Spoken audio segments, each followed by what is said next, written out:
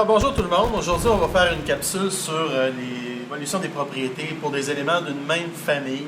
Donc on va regarder trois éléments des alcalins, lithium, sodium, potassium. Donc on descend dans la famille, donc plus on va descendre, plus ça va être réactif.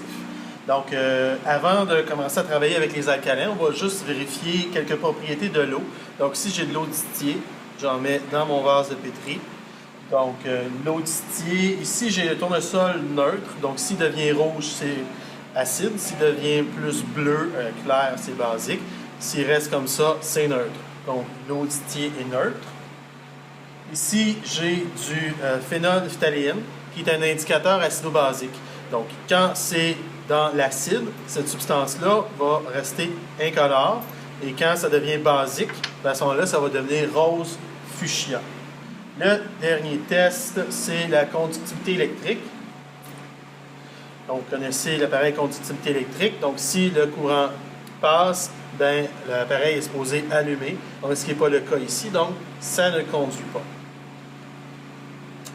Donc, là, on va tester le premier alcalin, donc, qui est le lithium. Donc, une des propriétés des alcalins, c'est qu'on est en mesure de les couper avec le couteau. Donc, les alcalins sont conservés dans l'huile, plus, comme vous allez voir, ils réagissent assez fortement dans l'eau. Donc, le premier lequel on va travailler, ici, c'est le lithium. Donc, je vais couper un petit morceau. Remettre le reste dans le contenant. Et regardez voilà la réaction. Donc, ça commence tranquillement. On voit rapidement la couleur rose apparaître. Donc, qui montre à ce moment-là qu'il y a un dégagement d'ions OH-, donc qui montre que mon pH augmente, c'est-à-dire que ça devient basique. L'autre chose, vous voyez clairement ici le dégagement de gaz qui est du H2.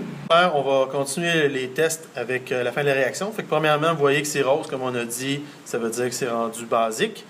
Autre test, tantôt on avait le tournesol ici qui était resté neutre. Lorsqu'on met un tournesol neutre dans le produit ici, on va voir que ça devient bleu. Donc, quand ça va sécher, ça va être plus clair un petit peu. Donc, vous voyez la différence entre les deux. Donc, c'est encore une fois assez basique. L'autre chose, on teste aussi la conductivité qui était nulle tantôt. Donc, on voit ici que ça allume quand même assez clairement ici. Fait qu'il y a une libération d'ions OH-. Donc, ça fait que ça conduit le courant. Donc, on va continuer avec le deuxième élément. Donc, ici, j'ai de l'eau avec du phénol que j'ai déjà préparé. Donc, je vais aller chercher mon deuxième élément de la famille, qui est le sodium. Donc, on va essayer de trouver un petit morceau. Déjà coupé.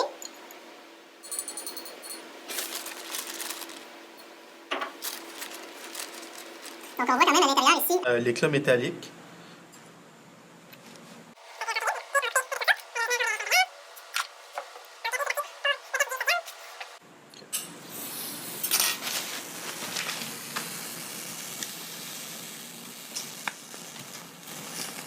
Donc, on voit clairement ici que c'est plus fort, que ça s'allume. Donc, c'est l'hydrogène qui est dégagé.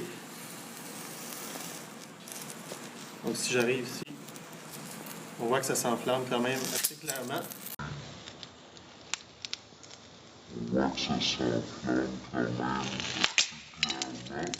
Et ça peut même créer une petite explosion qui est assez forte. Merci. Là, on va tester encore une fois la conductivité électrique. Donc, encore une fois, ici, ça allume.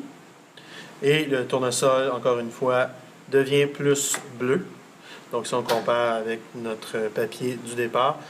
Donc, encore une fois, ça montre que c'est basique avec le phénol qui est rendu rose.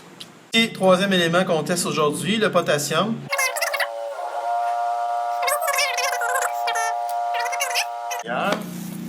On voit clairement la flamme. Je ne ferai pas le test avec l'éclisse pour celui-là.